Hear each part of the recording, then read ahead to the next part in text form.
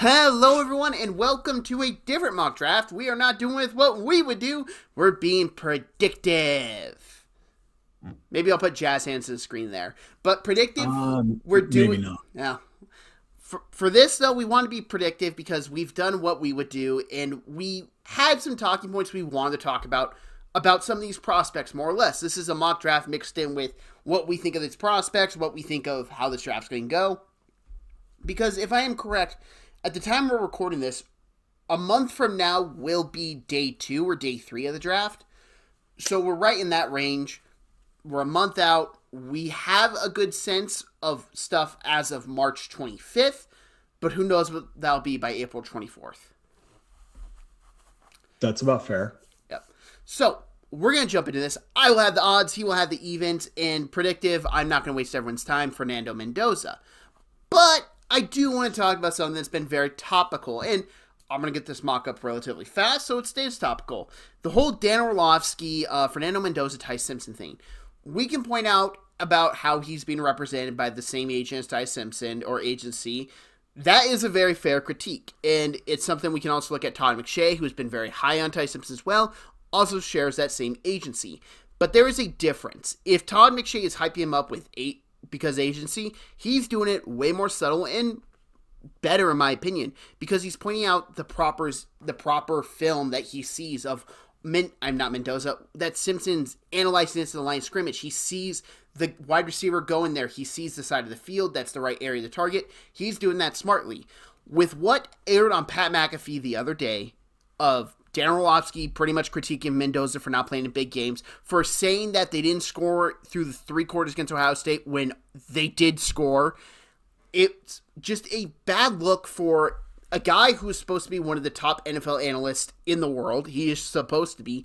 It's also a bad look for people who love and respect the draft, who really care about making proper analysts of this. Whether we agree or disagree with other people, there will be disagreements, but we care about these prospects to the point we don't want to necessarily tear them down to boost someone up. And if we are going to critique someone, that has to be factual information. And that was not there on the Pat McAfee show. So my piece on that is pretty much, I understand if we want to be critical of players, I get it, but can we at least be factual?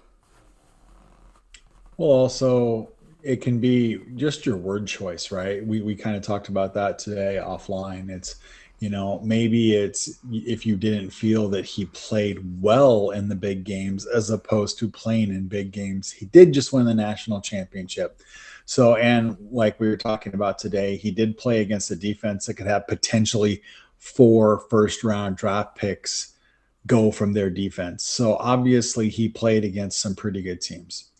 That being said, analysts will say what they need to say to get views, and that was pretty controversial. So you just gave him merit on your podcast as well. So he's getting what he wants, Okay, right? can I just say, if Dan Orlovsky needs me to talk about my podcast and my YouTube channel that has, let's see, at the time of this recording, 538 subscribers, then he's doing way worse off on ESPN than I thought.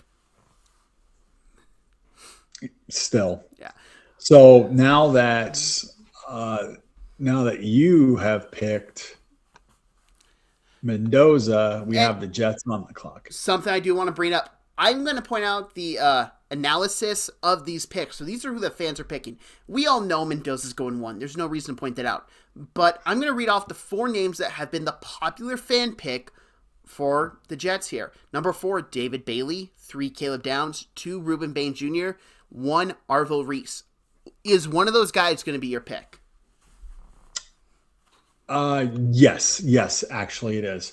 I'm gonna kind of stick with the pick that I had that I would take, and that's Arvell Reese. I just think it's a little too early to take what I think is one of their biggest needs on offense, which is a wide receiver. You could also say they need a tight end. Not exactly sure. But when you look at that defense and you put Arvell Reese onto that defense, he just makes a difference, right? And so it's to make an impact with the amount of picks that they do have there. He's kind of a no-brainer pick to me. Means they probably won't do it, but for our draft and what I think they would do is they're going to take him. He's just a difference maker. I think it's going to be one of the Ohio State guys just because personally when I watch the film, I understand edge is a more important position. Reese and Styles, they just stand out against all the other front seven players. They just stand out to me. And I look at a defensive mind like Aaron Glenn, who seems to very much value linebackers and off-ball linebackers through his schemes and everything. I think Arvil Reese would be perfect there. Now, moving on to the Cardinals. We have a large selection of players. We have Maui Inoue, Fano, Love, Ruben Bain, and we can't draft Reese because he's already off the board. So looking at this, I can pretty much predict anything here, and it's believable because this Cardinals roster is very not good. The only thing they seem to have on lockdown is the wide receiver position, and then by the time they are competing for a playoff spot, is Marvin Harrison Jr. a Cardinal? I don't know. So, well, no, all of it, it's going to depend upon if the wide receiver market still blows up the way it did. I mean, $42 million for JSN. You think that Puka Nacua is going to want the next one. And then after that, we would be into that class with Marvin Harrison, wouldn't we? It's close. But also, Marvin Harrison hasn't earned that contract yet. So that's another thing we have to keep track of. But overall, it feels like offense line's probably the pick here. And it's really going to depend on who they have on their board. From everything I've gathered, paying attention to people, it seems that Maui Inoue is the consensus number one offensive tackle. And here's the thing, as you pointed out, a lot of people who are doing these mock drafts, they've been putting tackles there thinking they can move to left. The Cardinals have a left tackle, and as you point out, Maui Inoue is a right tackle, so he would be playing the position they need. So I'm going to take Francis Maui Inoue here. Absolutely. And one of the reasons why I pointed that out was because I don't know if it's that they think that these players can play left tackle. I think a lot of people just aren't sure. They just, if you look at the needs, right? So if you look at needs, it'll say T for tackle, right? Yeah. It doesn't say. And so when people are doing these, they're just going to say, Maui Inoue, T, tackle, and put him in. Unfortunately, that doesn't exactly work because you're not going to play right side or left side and then cross over. There's nobody that's a right tackle in this draft that I think that can cross over and play left tackle. That's just not feasible. I mean, somebody can prove me wrong, obviously, but I'm just saying that from the film that we've seen, it just doesn't look good.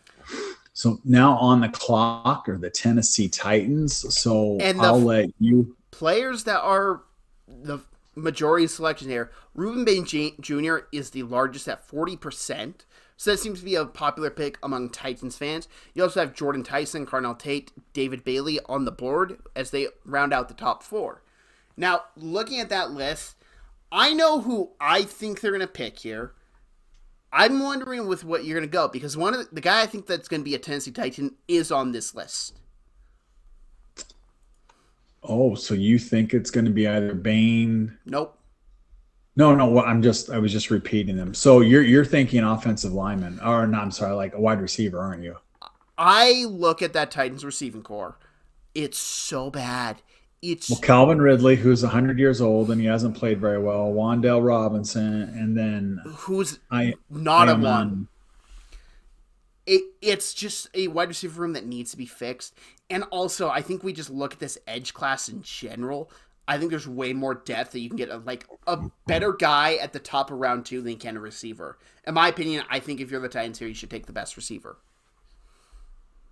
I was looking at that, and to be quite honest, I also put running back into that position because they've got Pollard and Tajay Spears, and it's not like Pollard was gangbusters last year. He struggled in a lot of the big games. Now you might say maybe that's because they have Dan Moore at left tackle, but you're not taking either Freeling or or Proctor at this Or point. I can't remember who it is. Is left tackle Fano or Lumo? Oh, it's Lomu. Lomu. Yep. Lomo, yeah, you're not taking any of those three at the third overall pick. Fourth. Yes, that too. Sorry, guys. So I am going to take a wide receiver here, and I'm going to take Carnell Tate. And the reason why I'm taking Carnell Tate is because Jordan Tyson has had some injury issues. He's very, very explosive. We all know this. But Tate is along the same lines of the Ohio State receivers. Everybody would say, "Oh, he's like JSN." I think he's more like Marvin Harrison, really. I think he's like Cooper Kupp. Oh yeah, I was comparing to Ohio State receivers. I know, but like that's just when I watch Carnell Tate, I see a lot of Cooper Kupp. Well, that would not be a bad person to mimic, right? Yeah, and here's the thing: everyone's gonna come to the realization. Carnell Tate grew up watching Cooper Kupp. It's very realistic. That's a lot of the film he watched to get good at the wide receiver position. Well, Ohio State is just a factory right now for wide receivers. Which is going to be interesting in a couple of years from now if they still are after losing Brian Hartline. Yeah, we'll see. Yep. Now, here we have the Giants. And by the way, you took the guy I had going the Titans as well, so we agree 100% on that. The Giants. Now, the top 5, 3 of the guys we do not have on the board. Tyson, Downs, and Fano are the available players. I'm just going to tell you, I've heard this behind the scenes, and I'm sticking to it. The draft pick's going to be Jeremiah Love. Harbaugh wants a clear-cut number 1 guy. Cam Scatterboo is coming off a ugly injury, and typically when you see someone coming off that, they are usually not the same.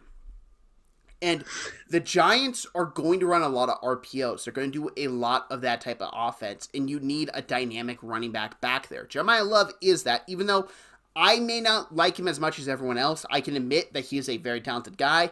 And the Giants, the way they're going to build their offense out and try to fit him in their system, it makes a lot of sense.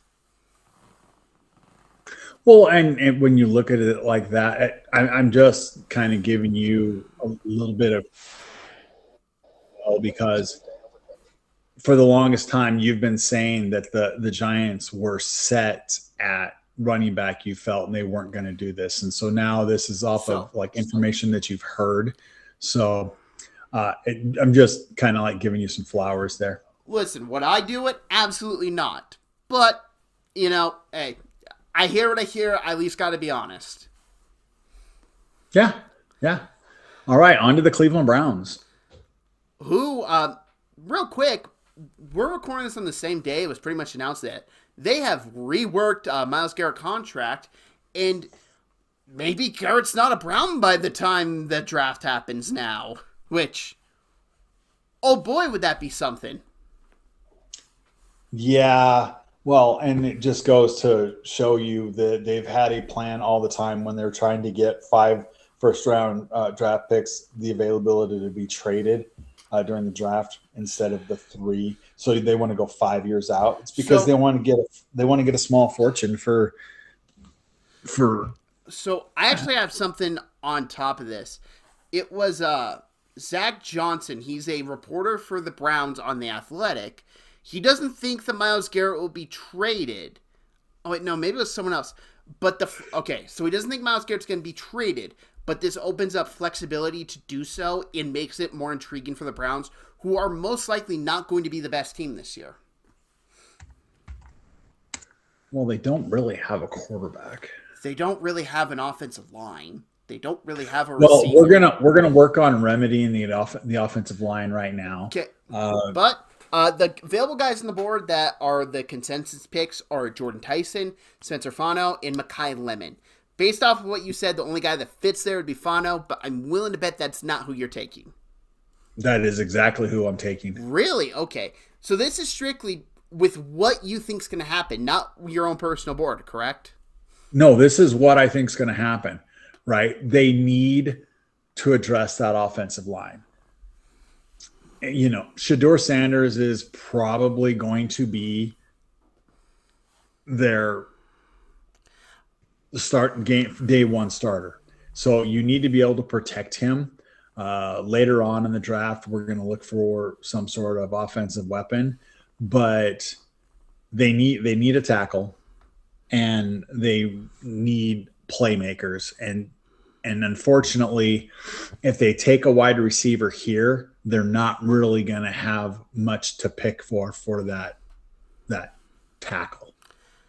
Yeah, no, I don't disagree with the pick. I'm just a little shocked that you went Fano.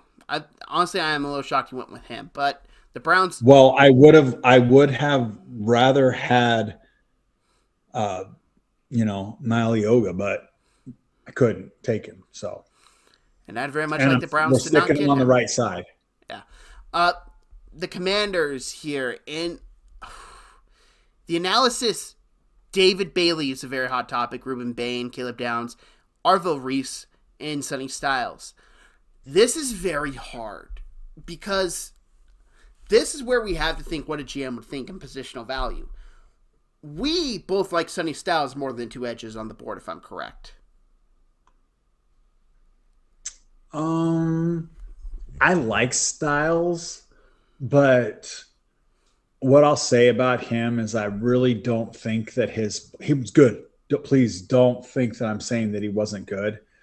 He was a combine warrior, and his valuation skyrocketed after that. So here's with what I will say. I think his film is actually better than Reese's. Personal opinion. I look. I think that Oh, he's able to make plays because Reese does the dirty work. we'll see about that. But I look at Styles. Man, Dan Quinn's defenses are better with a linebacker. Like logically, it makes sense. I just don't see a team passing up getting the number one pass rusher if the board fell like this. So I'm kind of just gonna have to rule out Styles, even though that's what I would do. I think it's Bailey or Bain, and it's hard to really figure it out. I will say I'm just gonna take Ruben Bain as I believe he would be the higher on teams' boards than David Bailey, mainly due to the fact I think he's a better edge setter. He can play the run really good. If you're worried about pass rushing ability, which I kind of have a little bit with David Bailey, and I think they're along the same lines as pass rushers, but Ruben Bain's just such a better run defender that I think he kind of has to be that pick if the board falls that way. Fair enough. Completely fair enough. Now, the Saints, and this one's got to be one of the more difficult ones for you to do, as the analysis has Peter Woods as the number one player. I did not expect that. Sorry, that took for shock. Cardinal Tate, Jeremiah Love off the board. This is fans draft, right? Isn't that what you said? Yeah, I'm pretty sure it's of all like the PFF simulators and everything. That's who the fans take. Okay. Jordan Tyson, Mekhi Lemon, David Bailey are on the board. This is kind of one of the ones that were like, what do the Saints do, if I'm correct? Well, and one of the reasons why wide receiver is up there a couple times is because you figure you've got Olave and then you've got Vele and Tipton as your other two. And I like Vele, but he's not a number two. He's a number three, right? And the fact that you have Mason Tipton as your number two doesn't say much. And Olave has a long concussion history. He does. He does. So wide receiver is very important, especially if you want to see how Tyler Shock does moving forward, right? Okay, so this is going into year two. You really have to see what you have. And last year he couldn't improve other than the fact that he's got moxie because he didn't have a lot of weapons. They were in trouble a lot. And whereas I don't think that their offensive line is one of the best in the league. I think that towards the end of last year, they did get better.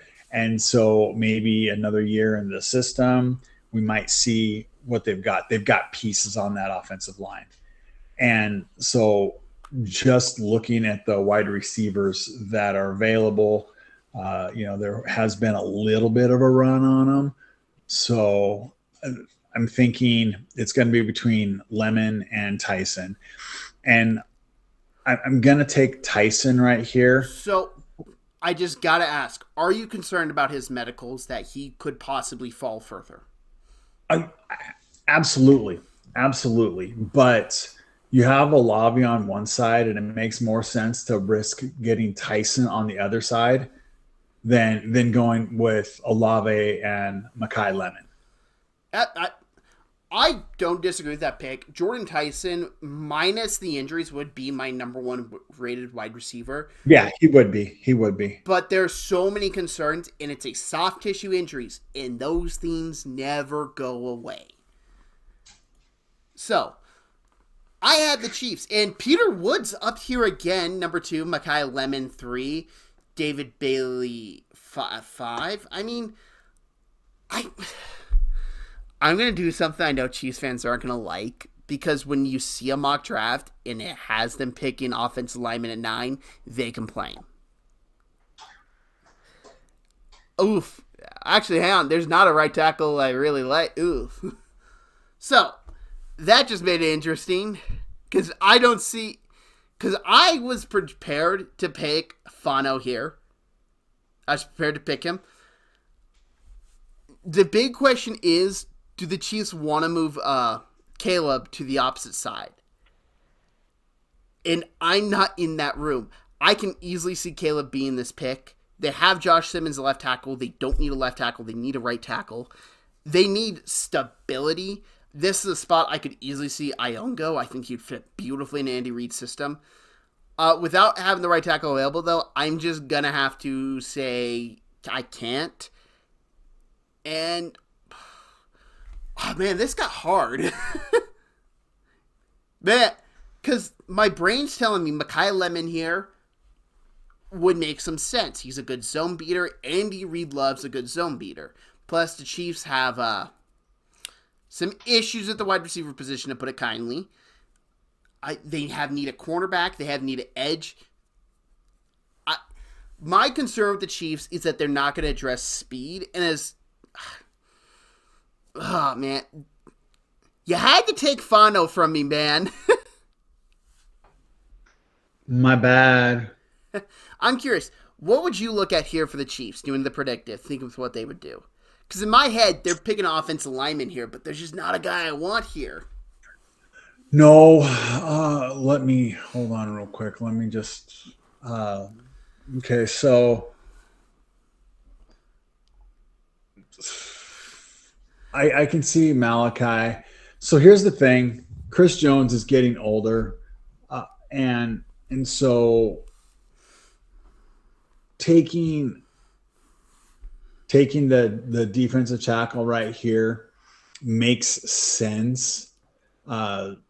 They've got Cyrus Tonga in there right now, and you need the ability to rush the passer from the inside, especially if you think about it. You're going up against the Broncos twice a year and the Chargers twice a year, right? So especially against the Chargers, if they have healthy tackles, where are you going to get your pass rush? You're going to have interior pass rush. So I can completely understand why Peter Woods is in there.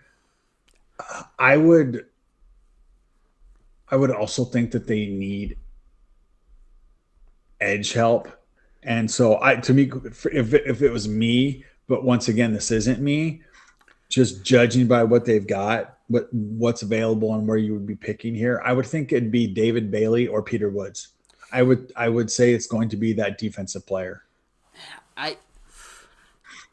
It's so hard for me because I just see Lemon as like a perfect wide receiver for Andy Reid's offense. And I just see him wanting him. But like they usually draft their guys day 2. So I'm going to have to agree with you. I'm going to have to go David Bailey. The other thing you could look at is Caleb Downs here. Caleb Downs, yes and no. I can't do that to the Chiefs because I need them to have speed for my mental sanity. They're such a slow defense. I don't think Downs really... improves a whole bunch compared to how he could on some other teams because they just need some speed. It's such lacking there. Fair enough.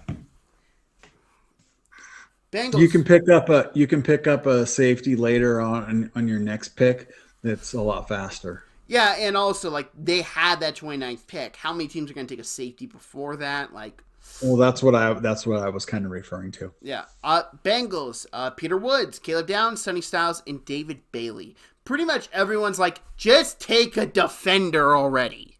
So, just out of curiosity, I guess I missed. Who did you take for the Chiefs? I took David Bailey. I just Okay. ultimately Yeah. at the end of the day, I have to give the pass rusher the advantage, and I look at Yeah. how the Chiefs draft. They typically draft their wide receivers on day 2. Although No. they did take Xavier Worthy a couple years ago, but see how that pick did for them. You know, this is kind of going to be a no-brainer just by what's on the board. They would run this up. They would take Sonny Styles here. They need speed and they need some dynamic play, and he provides that. Oh God, I got the Dolphins. My brain just went, oh sweet, I'm on the God. Jamon. So interestingly enough, for the analysis, they're taking Jermod McCoy almost 30% of the time, Mansour Delane 22% of the time, and then Makai Lemon. And you and I have both talked about this, and so I think I know where you're going to go with this, but I can't wait to hear your analysis. So McCoy, he's so hard to gauge of a predictive mock draft because he hasn't worked out yet, and we don't know his medicals. These teams know his medicals, like that. They're at such an advantage here. I don't feel comfortable taking McCoy because a guy that hasn't played football in over a year and still isn't running. I think there's something probably bad there, and I think he's going to fall. That's what I think is going to happen draft night. I have had this pick locked and loaded for a while now, and I always love it. Makai Lemon, he's the perfect wide receiver for, oh my God, Malik Willis. They bounce each other out. If you want to play man-to-man coverage, because Lemon, I don't think you can beat man-to-man coverage that greatly. Well, here's the thing. You have your backs turned. You have a very mobile quarterback back there that can make you pay. You go in zone coverage. That's what Makai Lemon destroys. I think it's a very good marriage of a quarterback and wide receiver duo. And also, you just trade away Jalen Waddle. You need receiver help. You really have nothing from Malik Willis to throw to. And even if Malik's not your long-term guy, you don't think he's going to be there, you're going to draft the guy next year. You're going to put him out there with who at the receiver position? You need someone, and Makai Lemon is someone. completely well thought out, and there's a good chance that he actually ends up there. No, So because well thought out, it's the Miami Dolphins. hey, it's a new time. This is the dawning Yeah, of the age of Aquarius. you're right. You're right. I need to give them a new chance. I've had issues with them for so long. All right, so Dallas is on the clock, and Dallas, if you think about it, when you were sitting here and we're going through this draft, how many teams have we already said defense just throw a dart at a position on the defense? And the answer is yes. And Dallas is right in there. So, You, look, and I just want to real quick. The perception of the guys that are on the board for us to take is Delane, Falk, and McCoy. Falk going this high draft net, I don't think is out of the question. What do you think of that? so if you're asking me as a guy sitting in his kitchen doing a mock draft that's predictive, it's too high for me to take him. Okay, now for an NFL team that sees traits. I still think it's too high to take him. I really do. I putting on my faux GM cap. I just think it's too early to take him, and especially since you have another pick in the first round, and there are other talents that are there, but on the board you have Downs. But once again, Dallas needs speed. You have Delane. They definitely need cornerback help, and so that's who I'm going to take. They need help in the secondary. So it's very interesting hearing that because I I will not rule out Falk going this high because teams see traits and teams get stupid. we see it happen over and over again. But Delane to Dallas makes a lot of sense. They need a good boundary corner on the outside. The NFL, for some reason, still values the boundary corner over the nickel corner. I'll never give that fight up, but it makes overall sense. It's logical. Okay. Hey, I don't make the rule. Well, actually, I guess I do. Yeah. Never mind. Uh, Looking at here at the Rams, the available guys that are the top picks are McCoy, and that's it. We've taken everyone else, and like I said, I don't think McCoy's going night one with everything we have seen going on. So I look at the Rams here, and I could see them loving Caleb Downs, couldn't you? Oh, yes, yeah. Now the thing is with that though is they've invested so heavily this offseason and even in the last year, in their secondary, right? They've gave extensions. So, I mean, if you look at their secondary, Kitchens, Curl, now McDuffie, and Quentin Lake. So, and then Jalen Watson's playing, of course, the left boundary. So, I potentially taking Downs here.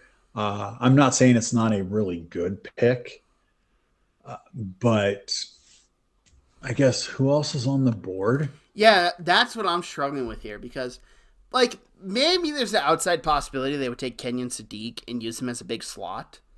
I could see that.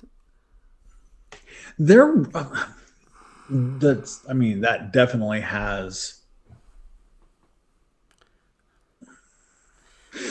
That's definitely a thought on it. The way the board's falling, It's Downs might be it, or I'm trying to think. because they don't need guard, or else Iona would make a lot of sense here. Yeah, Falk, maybe they would take a chance on him. They have some good front seven, but like I don't know if he's necessarily a win now pick. I look at Caleb Downs.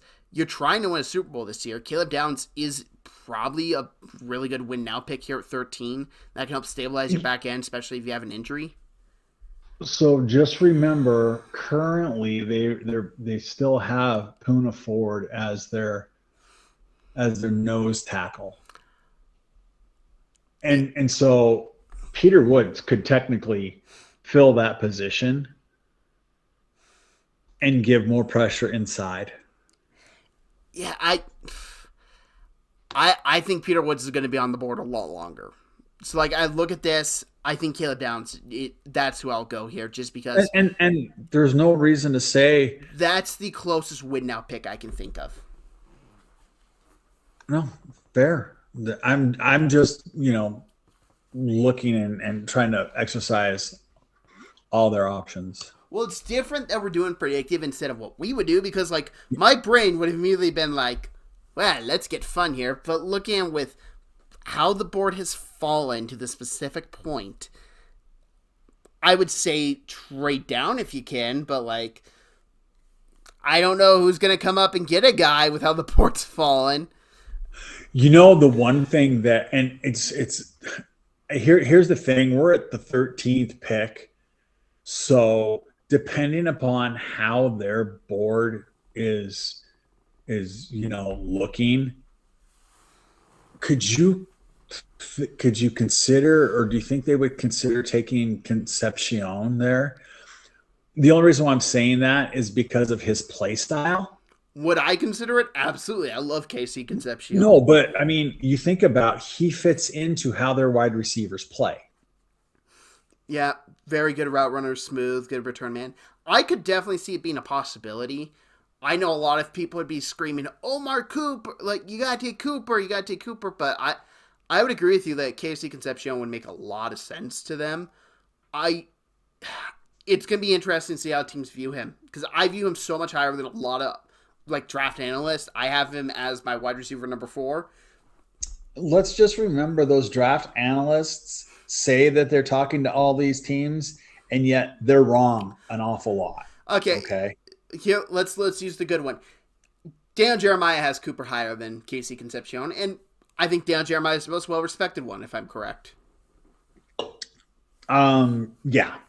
But also remember, it's how you view the position and what you're looking for, right? And so the fact that the Rams play the style of offense that they play, Concepcion's going to be a better blocker than Cooper. So, and that's something too, because Concepcion's very much not bigger than Cooper. no, but it's. I mean, it's just how it is. All right, so we are on to the Ravens. Now, the top picks that are available are Kendrick Folk, Peter Woods, Caleb Banks, Ione, and Howell.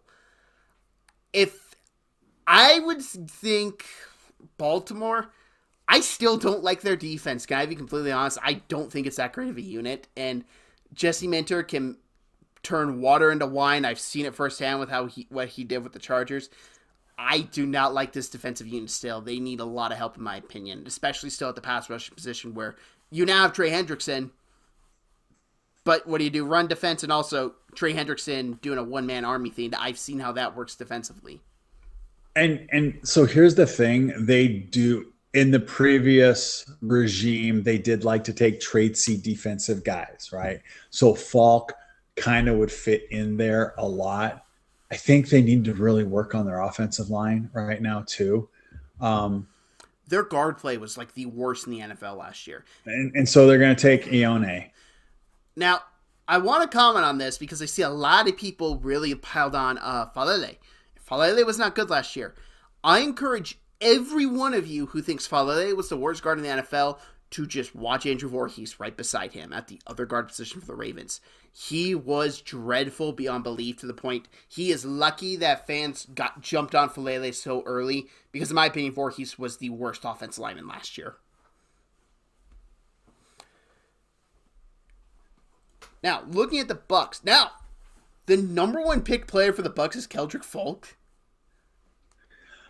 But here's the thing. Fans hear, oh my God, he's so tradesy. And so automatically they're thinking that their team is going to unlock him and he's going to be these awesome guys.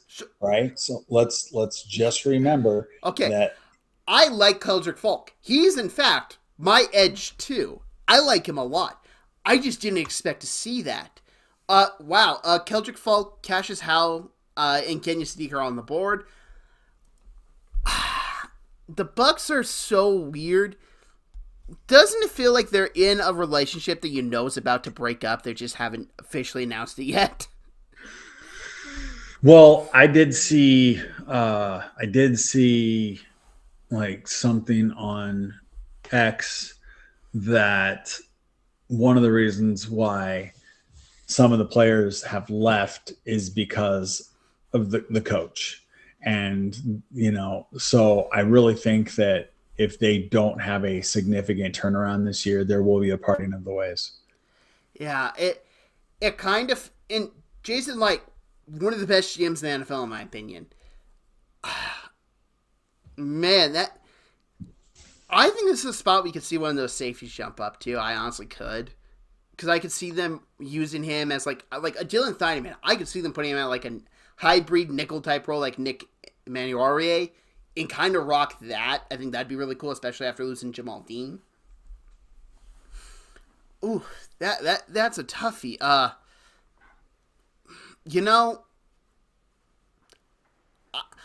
going to make an emotional pick here because Levante David just retired. Oh. That linebacker position room is so bad.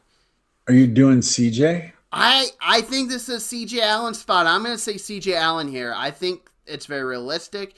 The Bucs have no one at the linebacker position. I don't think they could honestly look at me in the face and say they like their linebacker room. I would call them BS liars. And Levante David just retired. They need somebody. and they need somebody with some speed. They need somebody with some coverage ability. CJ Allen is that. And maybe the Bucks trade down and they take him, but like I have a hard time seeing a better player in a scheme fit than CJ Allen for them at this point. Okay. So now we're at cornerback. So the Jets, the top pick players here are Denzel Boston, Caleb Banks, and Avian Terrell, and Caden McDonald. Wow, that's a little high. Now you took Arville Reese here. I assume we're going to maybe look a bit more offensive here. Or has the board just fallen to the point that you're like, well, let's just take defense? I did say cornerback instead of the Jets. So here's what it is.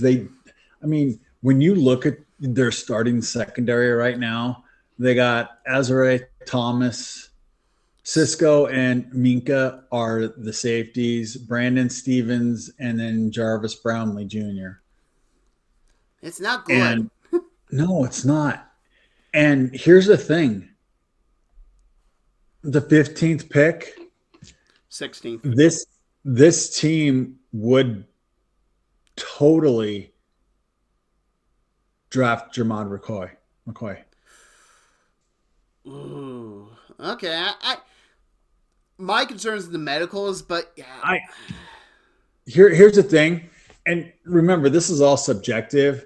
He will have worked out by then, and so because this is predictive, and I gotta ask you. It was just announced they are bringing Ty Simpson in for a visit in a private workout. Do we see something like that happen here?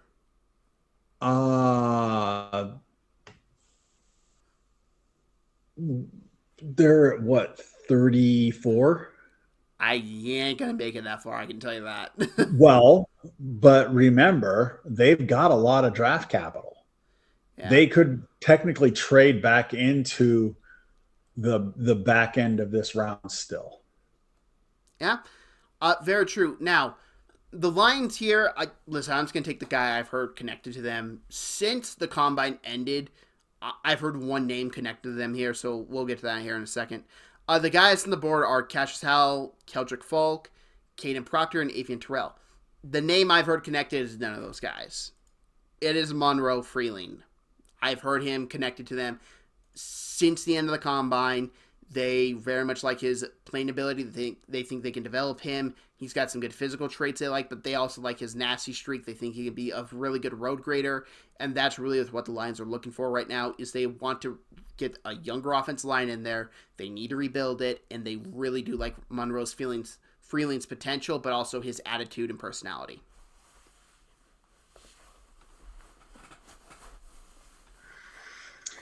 I really hate picking for the Vikings. Why? Because if you screw up, you're in trouble? Yeah, when your wife is a Vikings fan. Not that she pays much attention to these. So what's the analysis saying for these? So we will look at this. Avian Terrell is the number one. And then you got Caden McDonald and Colton Hood also on there. I do not think this would be a cornerback because Brian Flores does not play young secondary players. He just does not. So I absolutely do not think this will be a young secondary player for the Vikings here.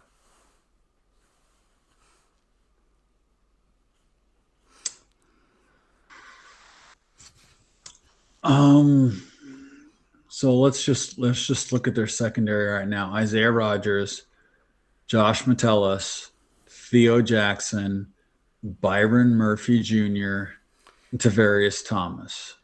Byron Murphy Jr. has been in the league for so long, it feels like.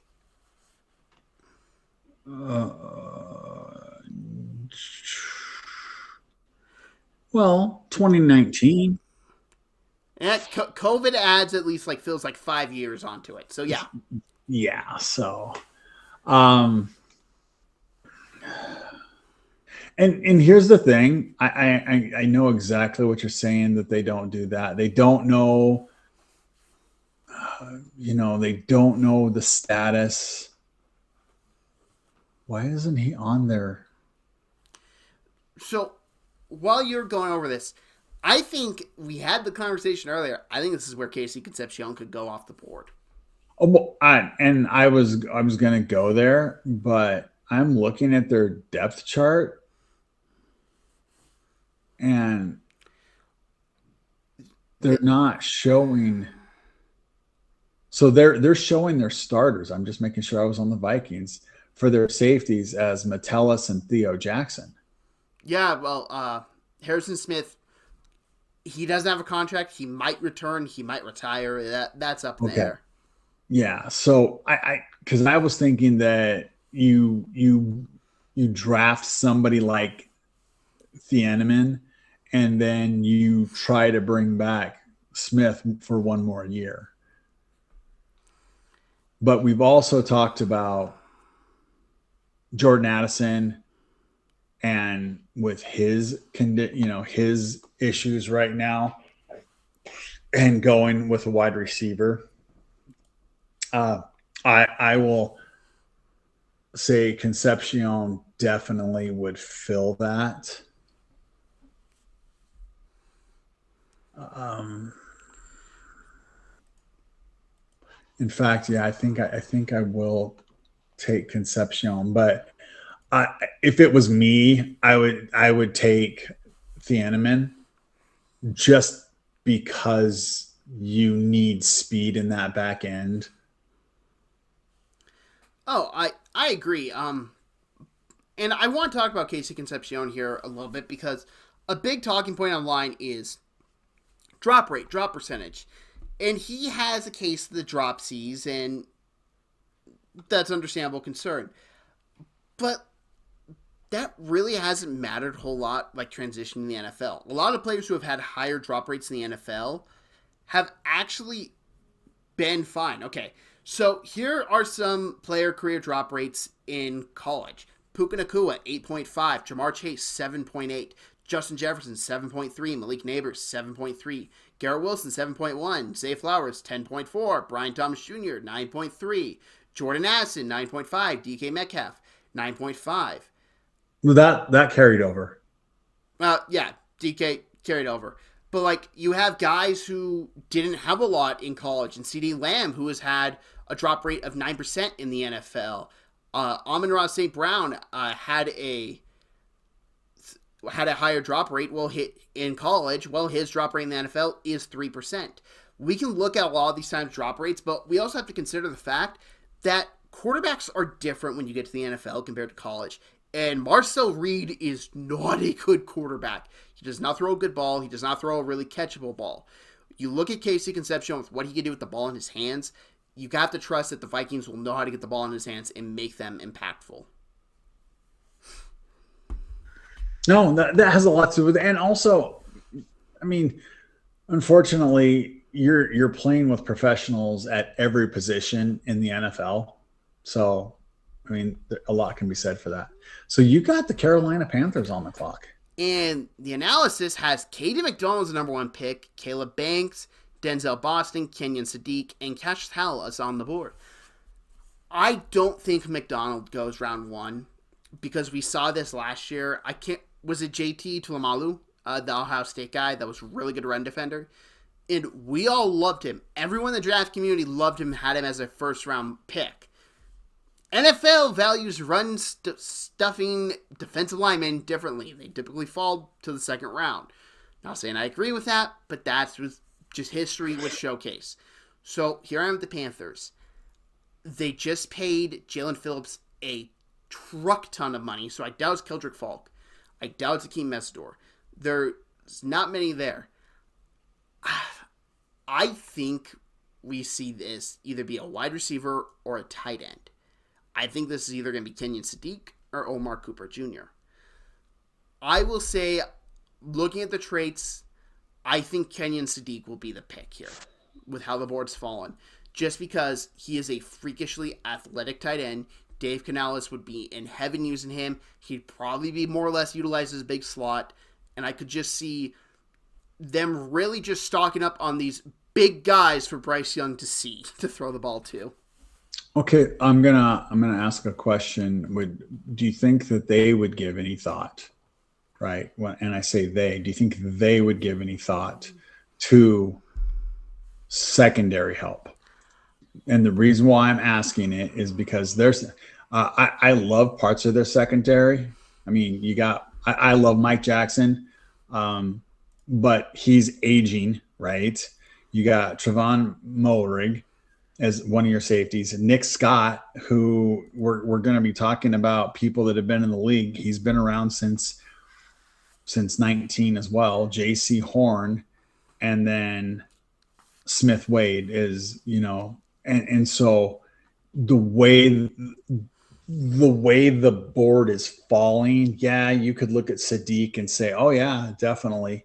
But unfortunately, I hate to bring this up, and I like their coaches enough to think that they're really not going to think that they're going to throw a lot over the middle, right? And yeah, you can put Sadiq out as like a big wide, but still you need that middle, and you just don't have it. But I mean, in this area, I could see Thieneman going. I could see Terrell going. Um, you know, So I love Terrell and I consider him here. I just don't think they would pull the trigger on the nickel. And we come into this part where, yeah, I would take Thieneman over Sadiq, but the NFL has historically shown they don't value drafting safeties in the first round. I'm going to say that that's going to start changing though, because the last couple of years, the safeties that have been coming in have been game changers, right? And so what everybody is like, oh my God, because they're gadget guys now, right? The Thienemans, the Emin Worries, these guys, I mean, even like McNeil Warren for like his athleticism, the problem on him is that he takes the wrong angles when he's, and for tackling, right? But these guys are so special that if you can coach them up, they can eliminate a portion of the field because of their size and speed. And then, like I said, Terrell, I mean, I'm just looking at it from the board, the way the board's falling. And let's go here real quick. Let's check something out. Let's go to Carolina Panthers. Right. So they got 5 million. Holy crud. Trevon Moehrig is 21 against the cap this year, but his dead cap is actually even more. Mike Jackson is 7.8. You would save some, you'd save almost $4 million there. They picked up Kenny Pickett. Yep. He's getting paid like $7 million or something too. It's like a really high paid backup. Nick Scott is 31 years old and you're paying him $2 million. Right. And it's getting even worse for like some of your other secondary. So I totally think that the secondary should be on the board. I agree. Latham. I just don't trust NFL teams to view like the safety and nickel position how we view it, because we view them as such high graded positions, but the league has continuously kind of been like, they played at that position. Well, then your two of your starters for even your DBs, not even your safeties, but you got Smith Wade making $1 million. And so I'm looking at this. I think that, yeah, I mean, go ahead and take your pick, what you think they're going to go. But if it was me in that seat right there, it would be DB. Thinking if you were in the seat for every team drafting, it would be defense. No, but I'm just saying that if the board fell this way, I really think that they would draft defense. Yeah. I need to see it to believe it, because if NFL teams want to join everyone else in the 21st century and be like, oh, these positions are valuable, I will be happy, but I don't expect it. Here you are. 4 years ago, 4 years ago, you didn't think that any running back would go in the top 10. And those teams have not done well with that drafted in the top 10. Really? Who's made the playoffs in recent years after drafting a running back in the top 10? The Lions? Oh, they trade up. Never mind. Okay, fine. Fine, I'll give you Detroit. How about everyone else? Well, I mean, you think about the ones that have actually done. You can't count the Raiders; they just did it last year. The Falcons were technically on the threshold of it. So they drafted him at 8th. What? They drafted him 8th overall. Yeah, top 10. Yeah. So he's definitely. And how many teams have won a playoff game after drafting a running back in the first round recent years? The Lions. And? Well, I mean, how many running backs have actually been drafted in the top 10? I'm talking first round in general. Well, we would have to go back through and look at the first round. I'm pretty sure since 2020, it's only the Lions. Yeah. Unless Clyde Edwards-Helaire was a 2020 pick, which he could have been. Yeah, we'd have to. That's for another topic. We're already into almost an hour. So who are you taking? I told you, Kane Sadiq. That's what I think will happen. I just don't see that with the way their team is structured, but that's okay. So Dallas is on the clock, and we already took Delane. So ironically, is Keldrick Falk still on here? So we look at analysis. TJ Parker, CJ Allen, Cassius Hall, Howell, Avian Terrell, Akeem Mesidor. I'm sorry. Can you look at number 6 and tell me how that dude would be on the board here?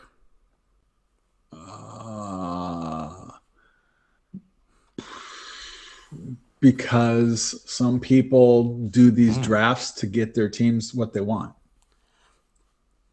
I'm not wasting like an hour doing this to get, it wouldn't even take an hour. I'm not wasting like 5 minutes even to get my team with what I want. I'll just play with what the computer drafts. So we're gonna speed this one up, and they're gonna take Keldrick Falk here.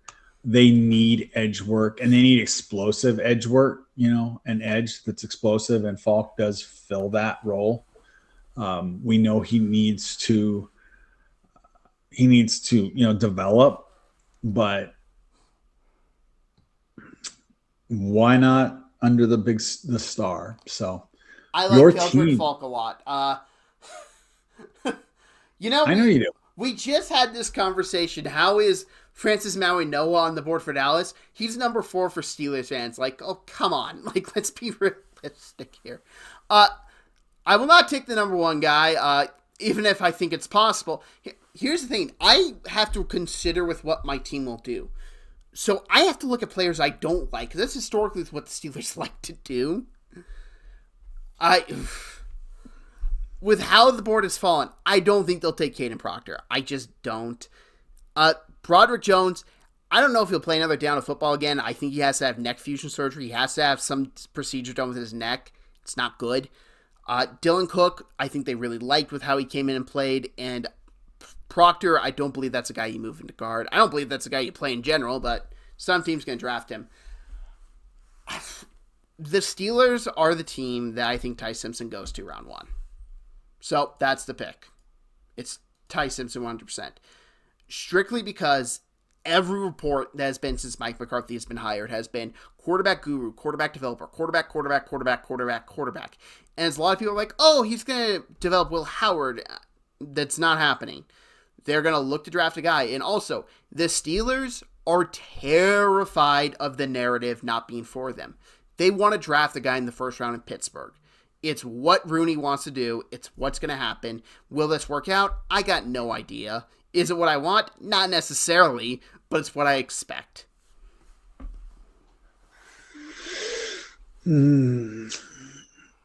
I'm still not sold on him going into the first round unless somebody's trading back in the very, very back end to get him just for a 5th year option for development purposes.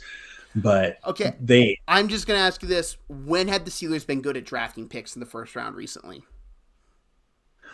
I understand that, but you can't be as negative as what you are. You've used that adage on several teams, and teams do make good picks as well. Because I Uh, believe there's a lot of people who are not qualified to be general managers in the NFL who are general managers.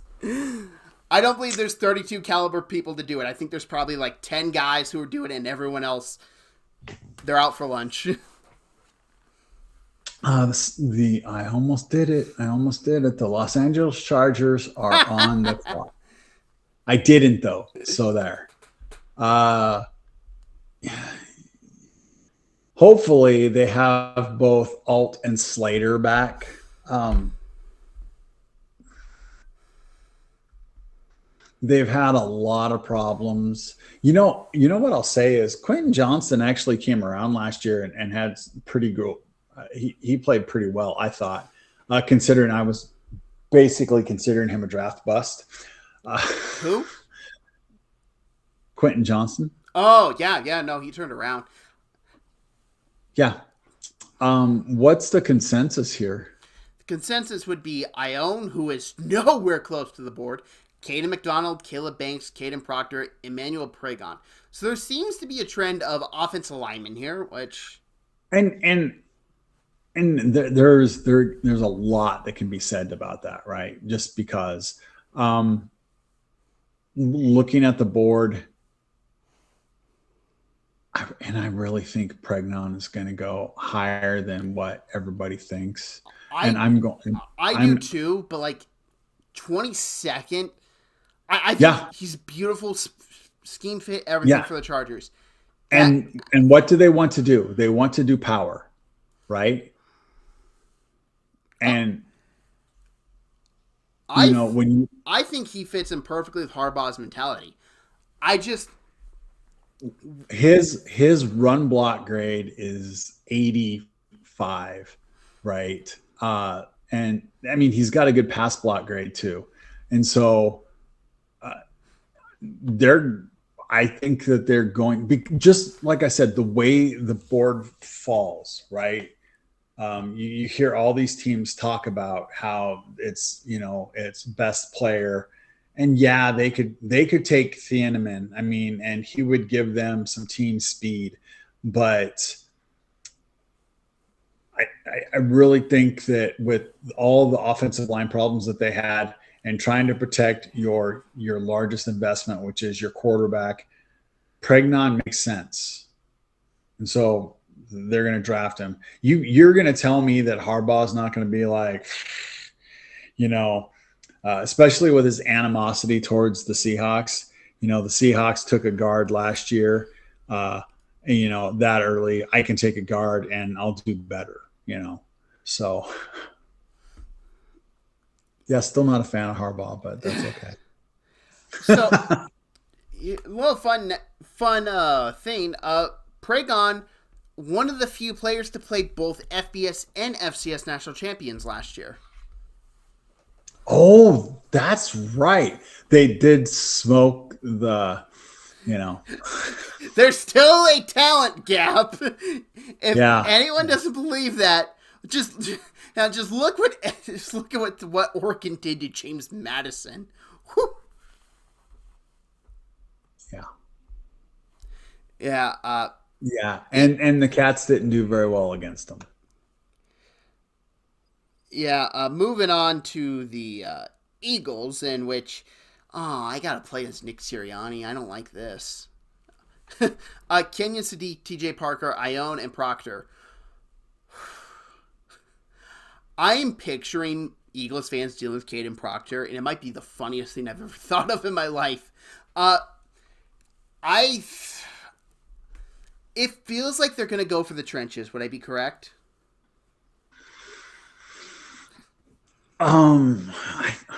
I would think that they kind of have to, right? I mean, they're decimated, but But I mean, how how much is behind the Brown talks? Because they can't trade him before the draft. He has to be traded after June 1 because they literally can't afford to trade him before the draft.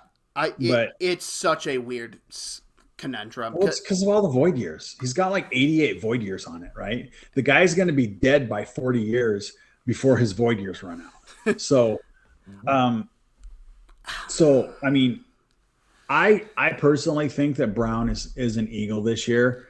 That's why they brought in Sean Mannion, but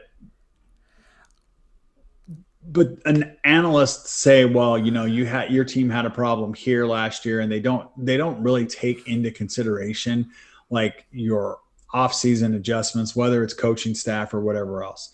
So still, with that being said, if you have Brown here for a year, who's going to say that that's going to last? Tackle, yeah. I think there's one obvious pick here, and I don't like it because I don't like him as a prospect, and it makes me really. Freeling? No, Freeling went to Detroit. Oh, that's right. I'm sorry. I am very low on this player. I do not think he should be selected in the first round. I don't think he should be selected in the top 2 rounds. I think it's Caden Proctor because they're going to run so much shotgun with Sean Mannion. Caden Proctor ran a lot of shotgun at Alabama. It's just what I think. And maybe I feel wrong putting a player I think so low of to Howie because I think Howie's so I don't think Howie will fall into the trap of drafting Caden Proctor, but like I just don't see another way. I think Lumo is a much better player. Lamu is a better player. Okay, well, I said it right the first time. Great. I think he's such a better player, but I look at scheme fit. I look with what Sean Mannon's going to want to do. He's not going to want to be under center as much. That's not what he likes. He likes shotgun. It pains me, but I think it's Proctor.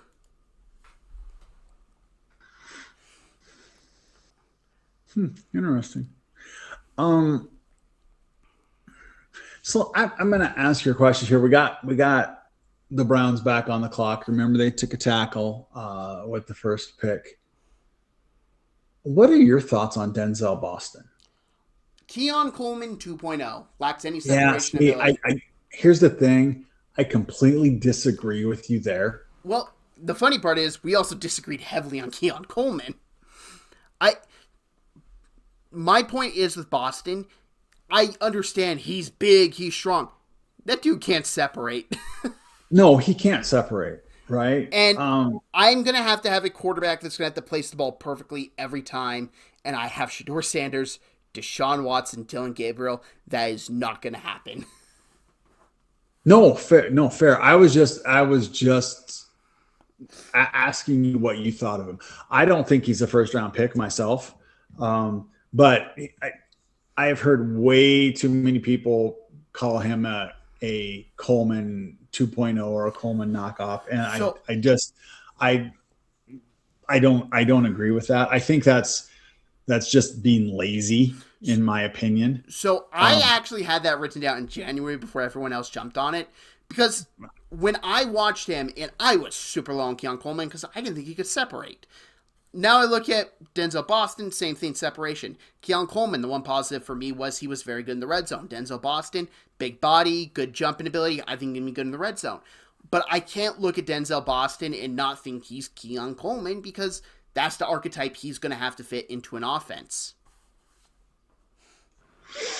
Yeah, we can agree to kind of disagree on that, but that's okay, right? So back to the Browns. I wonder if the analysis here is going to be, so it's still showing Proctor and Lomu and Ione and now Yagoa and Concepcion and Denzel Boston. So Boston is the only one technically on, and I mean, it is Cleveland. So Andrew Berry does not have a good draft record. So you can take a wild shot here and you might be correct. So Let's. So we already. But here's the thing. There's no real guards out there that I like either right now that I would think will go into the first round. Um, In my opinion, the best interior offensive lineman on the board still is Connor Liu from Auburn, but there's no way you can take him here. no. And on defense, I mean, their defense is pretty good. You know, their front, they've got Alex Wright and Mason Graham and Malik Collins and Miles Garrett. Malik Collins, holy crud. You just see how old he is? Yes, I did. He has. Talk about a guy that's felt like he's been in the NFL forever. Well, that's because he has. All right. So I I'm I know you're higher on wide receivers than I am, but I really don't like any other wide receiver So in the first round. And I think Cooper will go here. Cooper would not be my next rated highest wide receiver. but looking at their team and make your defense stronger, Peter Woods here. And especially, we do have to consider the fact Miles, as we mentioned earlier, Miles Garrett can possibly be on the move now. Yeah. And so, wow, you got the Bears. Boy, they are pissed there's not a boundary corner available. Oof. This is a hard one. I still do not like that front seven. So this is a time when Mesidor might come off the board, just because they're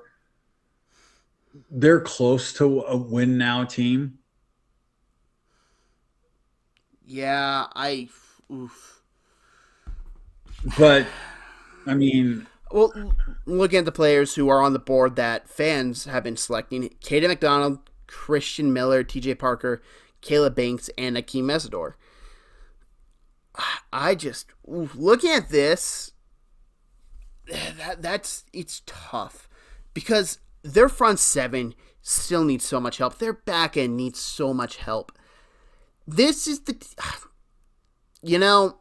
I'm just gonna take it.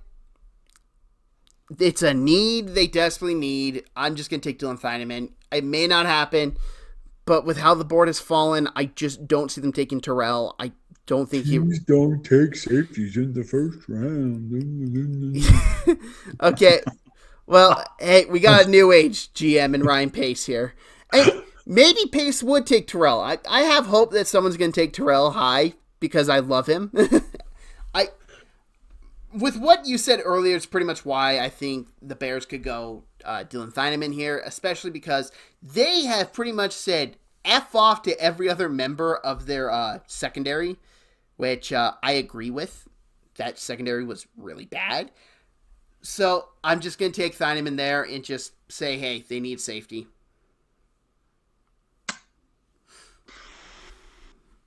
So Buffalo's on the clock, and So speaking of bad drafting teams, yeah, yeah, yeah, and once again, I just don't like how the board's falling to the middle section of this first round, which we've all heard is, it's not that they're not good players. It's just you try to fill some sort of need with the players that are there and the style with which you're playing. And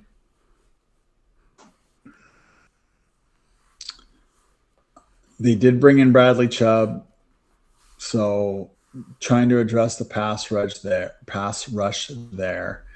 I really don't think Messidor fits in their defensive system, But right? they're going to have Jim Leonard, who comes from the Broncos. So does Mesdor fit that system? And I think he would fit that system. Mm, hmm, not really at 280 pounds. Yeah, that's You true. know, they're gonna want their guys two 250 to 265, somewhere in there. Um, they're so they got Chauncey Gardner, Dorian Strong. I'm going to give you your wish, and They do have a needed nickel now. they do, and so they're going to take Avion Terrell. Woohoo!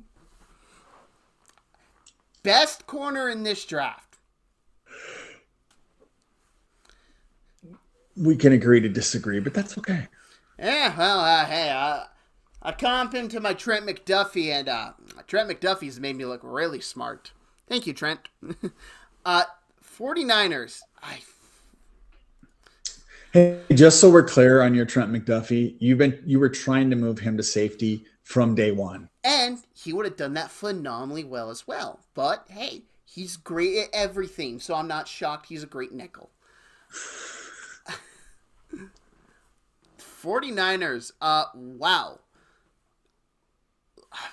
Lomu. Man, I need to learn how to say his name by draft night. Mesidor and TJ Parker are the available players here. Again, a team I don't think drafts really well. uh, TJ Parker might have been a better option. I mean, might have been somebody to look at for Buffalo too, just because he's in that 260 weight range. yeah. So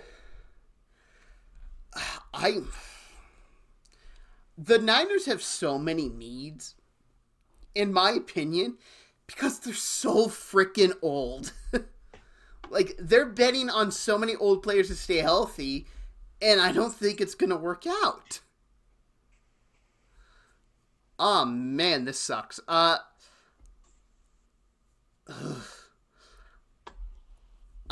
at a loss for words here because this is really hard. I'm okay. I'm gonna take the Caleb here strictly because I can see. Wait, no. Kyle Shanahan and his disciples do not take first round offensive linemen. Nearly messed up there.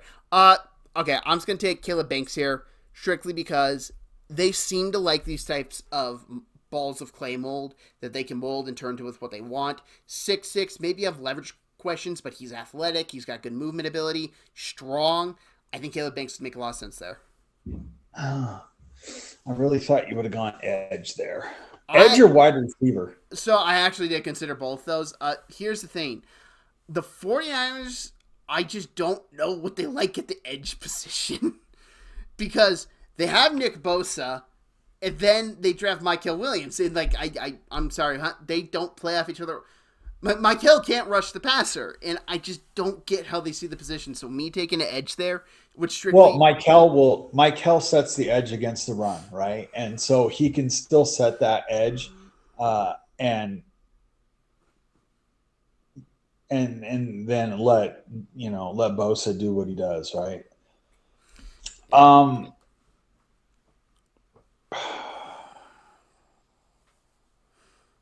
The Houston Texans, you want to talk about a fall from grace, right?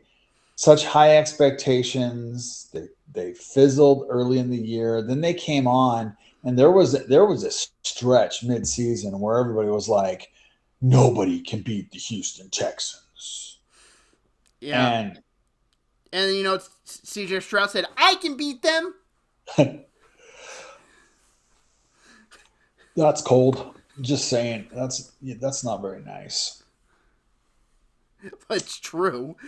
And Yeah. and we both like CJ Stroud. I don't think either one of us are like, oh, they got to move off CJ Stroud. He's not the answer. No, I think everyone who knows football pretty much looks at that team and thinks, you guys have killed him. Well, I mean, uh, they ran out a Boy Scout team for his wide receivers in that last game, right? And to be fair, they have tried to fix the wide receiver room. It's just that injuries really happened there. Yeah. I mean, your best receiver in the playoffs is no longer even on your team. Yeah, no, So it's just that is just not a fun position to be at if you're CJ Stroud. Look at with what they do, and I'm very much in the camp that I will not believe a Kyle Shanahan disciple will make that pick of offense lineman first round until it happens, because we've been saying both the Niners and Texans need offensive line help for how long now, and they're both stubborn enough to say no, we don't. yeah, but you also the GM is from the Belichick tree. Yeah, I hope for CJ's sake they do. But here's the thing. They're kind of like, I don't like their tackles, but they seem happy with them.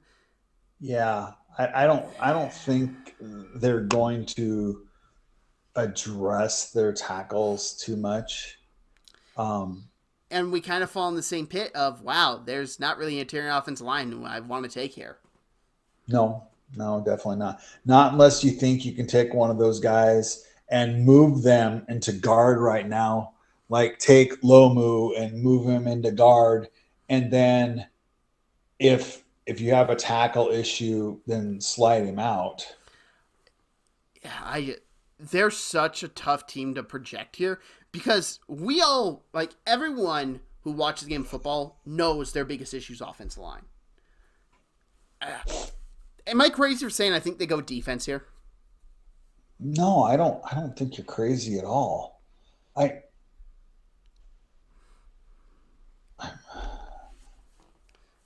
Okay. Well, let's look at with what the big boards had them taking. Christian Miller, Caleb Lomu, Pregon, which I'm sure the Texans would love, but someone took yeah, one early. I think they'd really like him.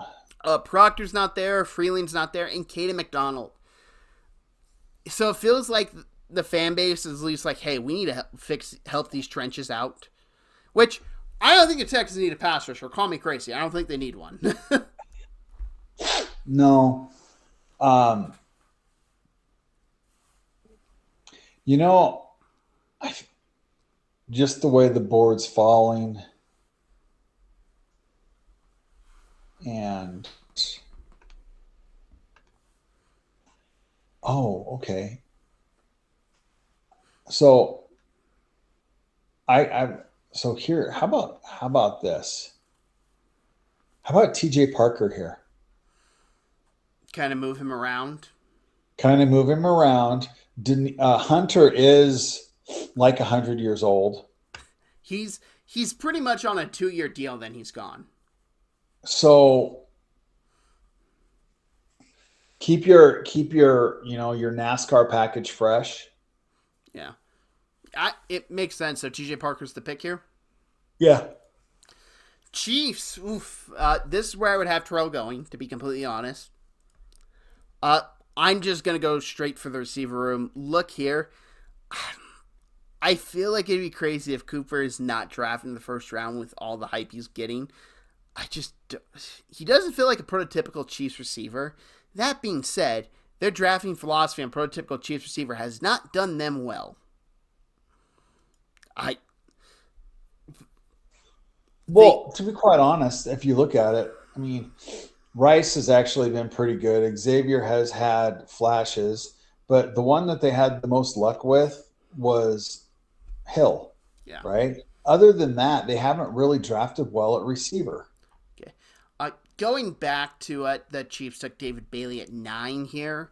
So I just can't look at this defense and think it's solved. I think it still needs more help. I think, you know what? No, we're going to go offense line. I just realized it was on the board. I'm not taking Caleb because, as we said, Caleb's left tackle. I'm going to take The guy from ASU, Max, and I still learning how to pronounce his last name. E I Hartner. Oh, Ionicor. Ianacor. Yep. That's what I'll take here.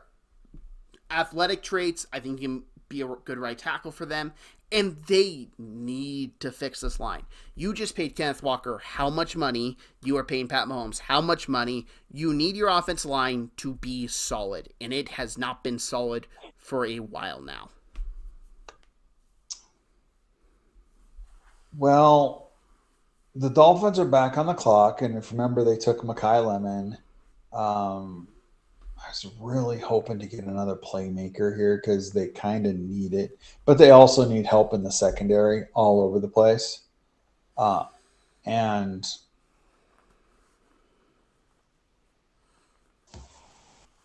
oh, excuse me. Yeah. And they also need defensive line help. Wow. So the number one player picked with this pick is Ty Simpson. That just kind of shocks me.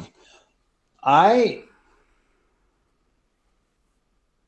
I think they need edge. They need edge help, right? I mean, they got Chop Robinson, they got Jordan Phillips, Zach Seiler at defensive tackle, and then they got Josh Uche. Um, their second line. So in Green Bay, they always liked to rotate and keep players fresh. So how about Cassius Howell here? Okay. Yeah. Oh. Wow. Yay, Patriots. This will be fun. Lomu. Left tackle. Yeah. They have Move spoken. They don't want to move Campbell. They have said that. And if we're doing prediction, They say that now because they haven't done anything. I don't believe they're going to move him yet. I think maybe we see something potentially in a year from now that happens, but I don't believe they'll move him after his rookie year. I think we're going to have to look at the receiver position here. And Omar Cooper seems to be the talk of the town, big-bodied receiver, can go up and make some big catches. I think he would be the pick here. Who are you going to go with? Omar Cooper Jr.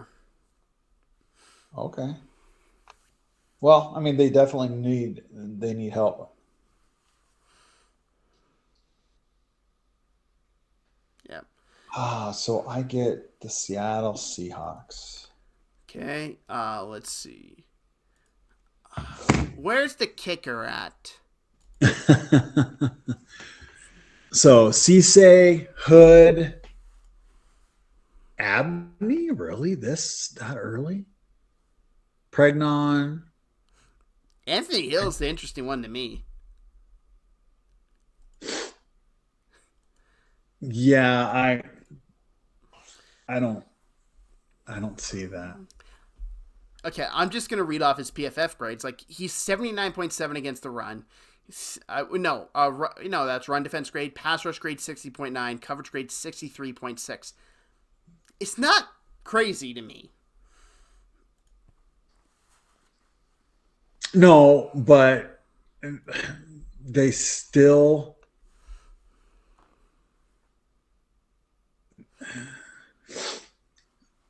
so they have Ernest Jones. He's on a long-term deal. They just signed Drake Thomas uh, to a two. It's a 3-year deal. They really still like Therese Knight.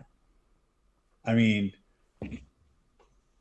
so is it 100% unlikely? No, but like I told you today, I had heard a lot of talk the past week about Pregnon being the guy, and or just a guard in general, and I still am like just blown away by that. And then when you're looking at like the rest of what they're doing, Colton Hood, it's not really a boundary guy. Cisse technically is a boundary guy, but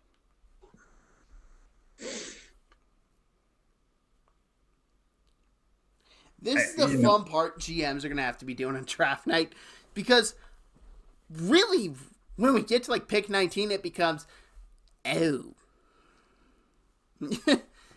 I don't know what's going to happen after pick 19. I feel like since we've gone past the Vikings, it's kind of turned into a crapshoot of, wow, this is difficult. yeah. And so here's the thing. The guy I normally take is on the board here, right? And so I'm like, well, God, just pick him. But I, I'm trying to do this more predictive, like we said. And so I'm like looking at this, and they're just going to take Mesidor. Yeah, older player, Com- Super Bowl team. Compare Mesidor to his play style to Lawrence or Nuosu. Yeah, the theme is when I just like look at where Seattle's at. of course you can say, oh, trade down, but like you have to have a trade partner. Well, if you wouldn't have taken Ty Simpson, then the Jets could have traded back in, and and then they could have taken Ty Simpson there. I don't think Simpson will be on the board past. I'll say pick 24 because I think the Browns would be the team to trade then. Potentially. Well, we also look at the Browns as the fact that they clearly know they're going to suck this year. They know. Browns fans, I'm not breaking any news to you. You know you're going to suck. Hey, honestly, if you ask me, I like the position the Browns are at better than my team. I think they're in a better position because they're put themselves in a position to get a good quarterback prospect.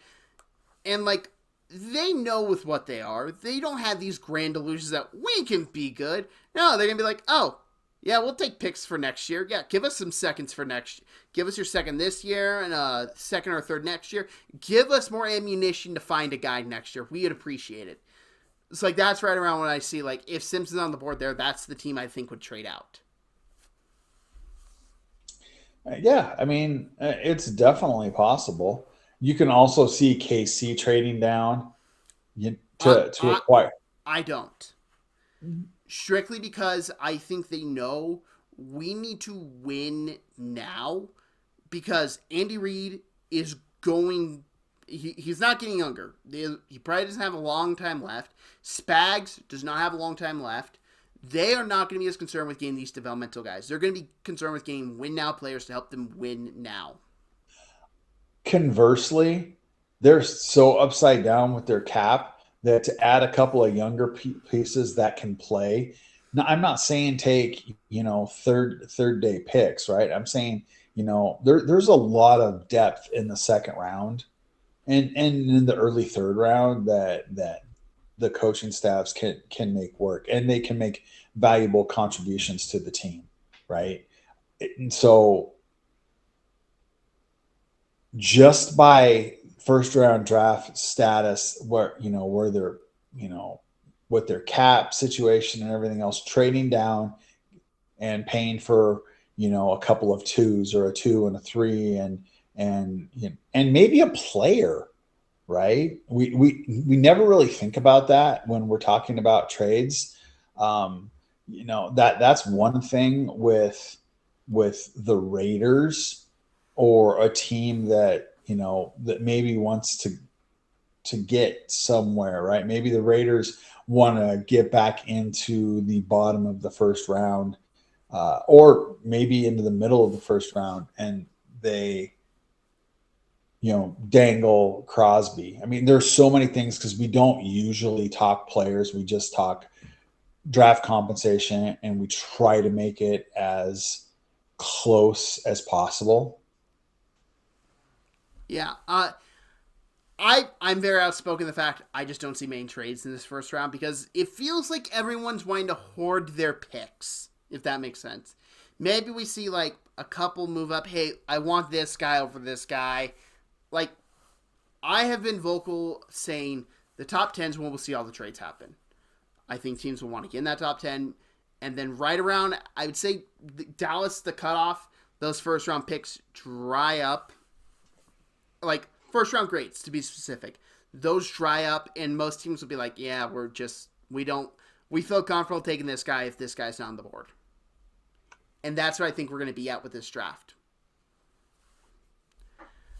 But that's going to wrap us up for today. This was a very long mock draft. I'm shocked this was actually longer than our normal mock drafts. But it's because we were trying to be predictive. yeah, no, that predictive sucked in my motto, because this took way longer than I thought. But I hope you enjoyed this. If you have any disagreements, go down in the comment section, voice your opinion. We love seeing it. If you're new to the channel, hit that subscribe button. If you like this, hit that like button. And if you share this, we'd greatly appreciate it. Thank you very much for watching. I hope you all have a great day, and peace out.